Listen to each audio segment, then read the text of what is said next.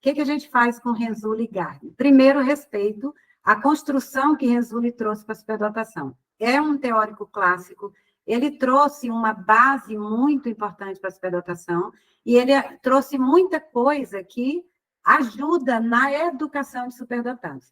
Qual é a dificuldade que a gente coloca na questão que eu falei muito para vocês, do reducionismo, né? Que isso não é descaracterizar o cavalo, né? Vamos dizer assim.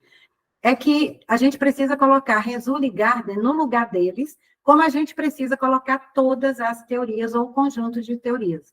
Renzulli, ele, como todo teórico, ele teve o direito de fazer uma escolha de qual campo ele ia investir o esforço dele, a capacidade incrível que ele tem de estudo como pesquisador, onde ele ia investir isso. E ele investiu no talento e ele investiu na realização. Então, quando ele criou essa teoria que a gente reconhece mais, a parte dos 3 anéis, que ele fechou esse ciclo, ele quis ampliar, ao mesmo tempo, a visão da superdotação, para sair um pouco da habilidade acima da média, só QI, mas, ao mesmo tempo, ele abriu e fechou.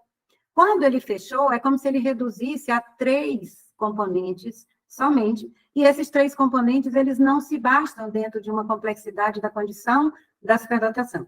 Então, onde a gente põe Renzulli e Gardner? Sabe, meu sonho, e eu não coloquei isso no estudo que eu fiz para o MEC, para o Cadastro Nacional, onde é que a gente tinha que pôr Renzulli, gente? Na escola regular.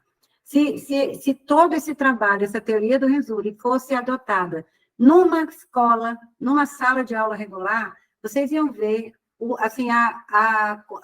quanto que ia estourar a concepção de superdotado na questão da superdotação para além da escola, para além da sala de aula. Por quê? Porque toda a teoria dele é para você entender um outro tipo de funcionamento, que a gente só vai ver depois que esse superdotado da genética estiver organizado.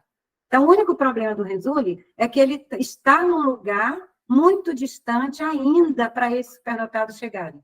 E ele não vai chegar dentro de uma sala de recursos. Ele não vai chegar no momento que a gente fecha os anéis, por exemplo. Essa situação ela vai acontecer em diferentes momentos, mas muito mais na frente. Então, a gente só precisa que a teoria entenda a velocidade de processamento para chegar na realização. E Gardner, o que a gente precisa entender é que a teoria das inteligências múltiplas é o que a ciência chama de neuromito. Não tem fundamentação científica, ela não tem evidência científica, porque ela misturou um construto orgânico com outras áreas. Então, não combina, não tem uma discrepância entre os 2 conceitos que ele juntou. É como se juntasse água e óleo, né? Isso é muito longo, não dá para a gente falar. Então, resumindo, não é possível não é suficiente a gente avaliar nem com a teoria de Renzulli, muito menos com a de Gardner, e muito menos juntando as duas. Como não é possível a gente avaliar com nenhuma teoria.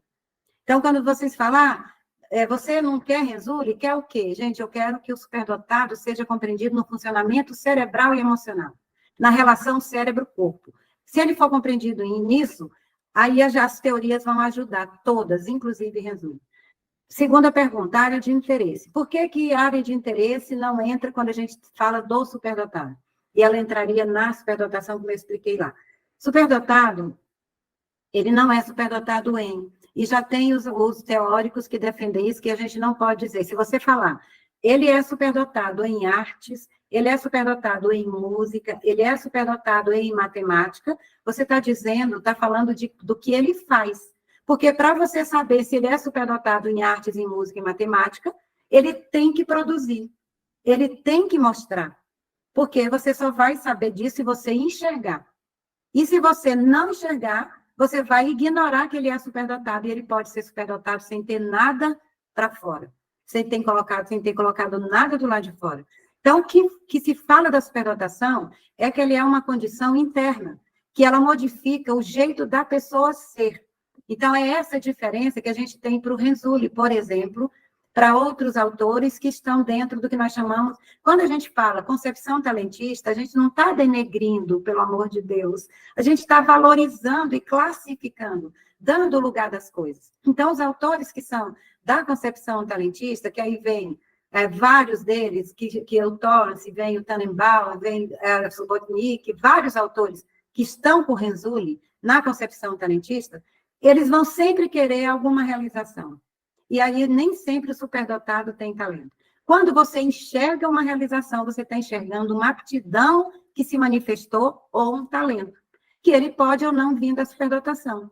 Então, a gente não pode misturar muito essas coisas, embora elas estejam dentro do mesmo campo conceitual, porque a gente fala de potencialidade humana, mas a gente não pode misturar. Então, finalizando a área de interesse, a gente pode falar que quando o superdotado está puxando para uma área, que a gente fala é superdotado em, pensem sempre numa coisa, cérebro em fluxo. É porque aquele sistema, vamos dizer assim, sistema notacional, ou alguma conexão que aquela criança ou aquele superdotado teve com aquele conjunto de conhecimentos, deu fluxo, deu liga. Então, ele vai amar aquilo ali. E muitos superdotados, inclusive a maioria, eles não têm uma área de interesse. O cérebro deles vive em fluxo. Uma hora o fluxo é dinossauro, outra hora o fluxo é biologia, outra hora é o cérebro em fluxo. É o que a gente pode fazer uma analogia com a confusão que é feita com a área de interesse. Então, a gente não deve dizer superdotado em, mas superdotado, ponto. É um verbo intransitivo. Então, sempre estar falando de como ele é, como ele nasceu, como ele se modificou.